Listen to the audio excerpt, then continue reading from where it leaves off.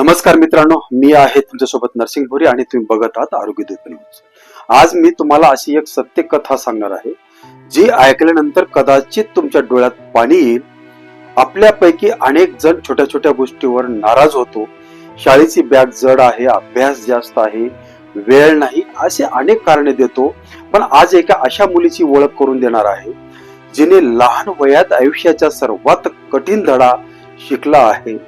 ही आहे अस्मिता. इयत्ता 9वीत शिकणारी एक साधी मुलगी, पण तिच्या खांद्यावर अशी जबाबदारी आहे जी मोठी माणसालाही पेलणं कठीण जाईल. अस्मिताची आई या जगात नाही. आई गेल्यानंतर घरातील 1.5 वर्षाच्या लहान भावाची जबाबदारी तिच्यावर आली. वडील रोज मजुरीला जातात. ते कामावर गेले तरच घरात चूल पेटते, पण त्या चिमुकल्याला घरी सांभाळायला कोणीच नाही. आता प्रश्न असा होता की अस्मिताने शिक्षण सोडायचं का नाही. तिने हार मानली नाही. तिने ठरवलं भावालाही सांभाळायचं आणि शिक्षणही पूर्ण करायचं. म्हणून ती रोज आपल्या 1.5 वर्षाच्या भावाला कडेवर घेऊन शाळेत जाते. वर्गात प्रवेश करताना काही विद्यार्थ्यांनी तिच्याकडे पाहून हसू लागतात. कदाचित त्यांना तिच्या आयुष्यातील संघर्ष माहीत नव्हता. शिक्षकाने विचारलं, बाळाला शाळेत का आणलं? हा प्रश्न ऐकताच अस्मिताच्या डोळ्यात अश्रू आले. थरथरत्या आवाजात ती म्हणाली, सर, याला घरी सांभाळायला कोणी नाही म्हणून सोबत आणलं. मित्रांनो, हे वाक्य ऐकून कोणाच्याही डोळ्यात पाणी येईल. ज्या वयात मुलांच्या खांद्यावर फक्त दप्तर असतं, त्या वयात अस्मितेच्या खांद्यावर तिच्या भावाचं भविष्य आहे.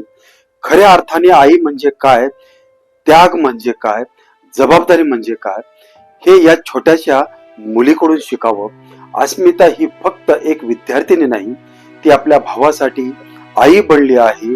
आपण अनेकदा देवीचे मूर्तीसमोर नतमस्तक होतो, पण दुसऱ्याच्या आयुष्यासाठी स्वतःच बालपण बाजूला ठेवणारी अशी मुलगी आपल्यासाठी देवीसारखीच आहे. अशा कुटुंबांना सहानुभूतीची गरज नसते, त्यांना गरज असते माणुसकीची, आधाराची आणि छोट्याशा मदतीची. करोडो रुपयाची गरज नाही, पण जर समाजाने थोडा हात दिला तर अस्मिताचं शिक्षण थांबणार नाही आणि त्या 1.5 वर्षाच्या चिमुकल्याचं भविष्य उज्ज्वल होऊ शकतं. आज हा व्हिडिओ पाहणाऱ्याला प्रत्येकाला माझी एकच विनंती आहे, या भावंडासाठी मनापासून शुभेच्छा द्या. शक्य असेल तर मदतीचा हात पुढे करा आणि जर तेही शक्य नसेल तर हा व्हिडिओ नक्की शेअर करा, कारण कधी कधी एक शेअर करण्यामुळे योग्य माणसापर्यंत मदतीचा संदेश पोहोचतो. अस्मिता, तुझ्या जिद्दीला, तुझ्या संघर्षाला आणि तुझ्या मायेपुढे मनापासून सलाम. धन्यवाद.